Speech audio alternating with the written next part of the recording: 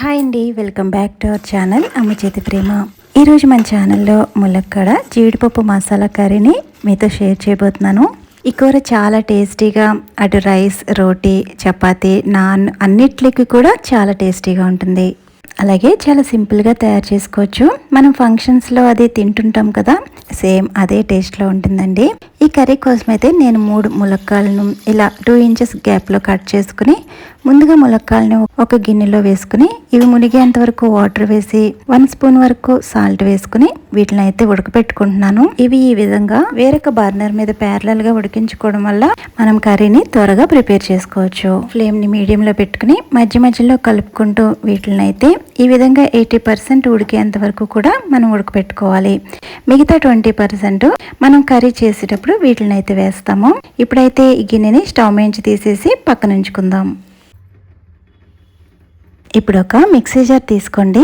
దీనిలోకి 2 టేబుల్ స్పూన్ల వరకు జీడిపప్పు వేసుకోవాలి. ఇలా జీడిపప్పు వేసుకున్న తర్వాత మరో 1.5 టేబుల్ స్పూన్ వరకు గసగసాలు, అలాగే చిన్నగా కట్ చేసుకున్న ఎండు కొబ్బరి ముక్కల్ని 2 టేబుల్ స్పూన్స్ వరకు వేసుకోవాలి.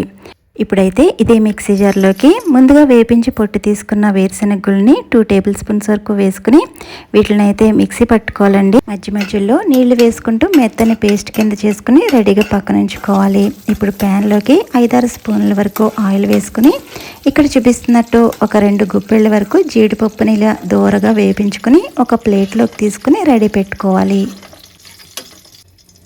ఇప్పుడు ఇలా మిగిలిన ఆయిల్లోకి 2 మీడియం సైజ్ టమాటాలను చాలా చిన్న ముక్కలుగా కట్ చేసి వేసుకోవాలి. అలాగే ఇవి ఒకసారి ఆయిల్లో కలుపుకున్న తర్వాత 1/2 టీ స్పూన్ వరకు సాల్ట్, అలాగే 1/2 స్పూన్ వరకు పసుపు కూడా వేసుకుని ఈ ఉల్లిపాయ ముక్కల్ని ఫ్లేమ్ని మీడియంలో పెట్టుకుని 2-3 నిమిషాల పాటు ఇలా వేపించుకోవాలి. ఇలా వేగుతున్నప్పుడే 2-3 రెబ్బల కరివేపాకు కూడా వేసుకోండి. మన కర్రీ టేస్ట్ అనేది బాగా ఎన్హాన్స్ అవుతుంది. చూడండి, 2-3 నిమిషాల తర్వాత ఈ ఉల్లిపాయ ముక్కలు బాగా వేగి ఆయిల్ సెపరేట్ అవుతుంది అన్నప్పుడు 2 టేబుల్ స్పూన్స్ వరకు అల్లం వెల్లుల్లి పేస్ట్ వేసుకోవాలి. ఇలా అల్లం వెల్లుల్లి పేస్ట్ వేసుకున్న తర్వాత 1 నిమిషం పాటు ఫ్లేమ్ని మీడియంలో పెట్టుకుని దీన్ని అయితే పచ్చివాసన పోయేంత వరకు వేపించుకోవాలి.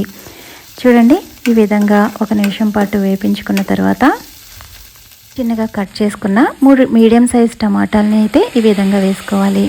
ఈ కర్రీలోకి టమాటాలని ఇలా ముక్కల కింద వేసుకుంటేనే మనకి కర్రీ టేస్ట్ బాగుంటుందండి. ఇలా టమాటా ముక్కలు వేసుకున్న తర్వాత 2 టేబుల్ స్పూన్స్ వరకు కారం కూడా వేసుకుని ఇదంతా కూడా ఒకసారి బాగా కలుపుకోవాలి. ఇలా మీడియం ఫ్లేమ్లో 2 నిమిషాల పాటు కలుపుకున్న తర్వాత ఇప్పుడు ఫ్లేమ్ని మీడియంలోనే ఉంచుకుని మూత పెట్టి ఈ టమాటా ముక్కల్ని మగ్గించుకోవాలి. చూడండి, ఇలా టమాటాల్లో ఉన్న వాటర్ అంతా ఎవాపరేట్ అయిపోయి ఇలా గుజ్జు కింద అయిన తర్వాత ఇప్పుడైతే దీనిలోకి మనం ముందుగా మిక్సీ పెట్టుకున్న జీడిపప్పు, గసగసాల పేస్ట్ ఉంది కదా, ఆ పేస్ట్ని అయితే వేసుకోవాలి. ఇప్పుడు దీనిలోకి మనం ముందుగా వేపించి పక్కన ఉంచుకున్న జీడిపప్పును కూడా వేసుకోవాలి. ఇప్పుడైతే దీనిలోకి ధనియాలు, జీలకర్ర కలిపి నూరుకున్న పొడినైతే 2 టేబుల్ స్పూన్స్ వరకు వేసుకోవాలి. ఇప్పుడు ఇదంతా కూడా బాగా కలిసేటట్టు ఒకసారి కలుపుకోవాలి. చూడండి, ఇదంతా కూడా బాగా మిక్స్ అయ్యేటట్టు కలుపుకున్న తర్వాత మనం జీడిపప్పు మిక్సీ పట్టుకున్నాం కదా, ఆ మిక్సీ జార్లో కొన్ని వాటర్ వేసి ఆ వాటర్ని అయితే ఇందులో వేసుకోవాలి. ఇలా వేసుకున్న తర్వాత ఫ్లేమ్ని లో టు మీడియంలో పెట్టుకుని ఇది మాడిపోకుండా మధ్య మధ్యలో కలుపుకుంటూ మనం ఇప్పుడు వేసిన ఈ వాటర్ అంతా ఎవాపరేట్ అయ్యేంత వరకు కూడా దీన్ని అయితే మగ్గించుకోవాలి. చూడండి, మనం ఇక్కడ జీడిపప్పు, గసగసాలు, వేరుశెనగుళ్ళు ఇవన్నీ వేసాం కదా, కంపల్సరీ అడుగున పడుతూ ఉంటుంది. మనం లో టు మీడియంలో ఫ్లేమ్ని పెట్టుకుని మధ్య మధ్యలో కలుపుకుంటూ ఇక్కడ చూపిస్తున్నట్టు వాటర్ అంతా ఎవాపరేట్ అయ్యేంత వరకు కూడా దీన్ని అయితే ఉడికించుకోవాలి. చూడండి, ఇలా ఆయిల్ సెపరేట్ అయ్యేంత వరకు దీన్ని ఇలా ఉడికించుకున్న తర్వాత మనం ముందుగా ములక్కాయలని ఉడికించుకున్నాం కదా, ఆ వాటిని వాటర్తో సహా దీనిలో వేసుకోవాలి.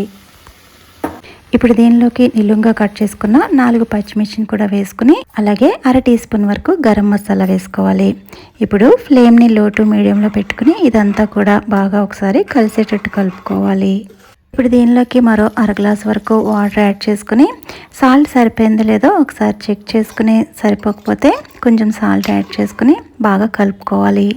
ఇలా కలుపుకున్న దీన్ని 10 నిమిషాల పాటు ఫ్లేమ్ని లోలో పెట్టుకుని మధ్య మధ్యలో కలుపుకుంటూ ఇలా మూత పెట్టి ఉడికించుకోవాలి. మధ్య మధ్యలో మూత తీసి కలుపుతూ ఉండండి, కంపల్సరీ అడుగున పడుతూ ఉంటుంది. చూడండి, నేను ఇక్కడ 5 నిమిషాల తర్వాత అయితే మూత తీసాను. ఇంకా కొంచెం వాటర్ ఎక్కువగానే ఉన్నాయి.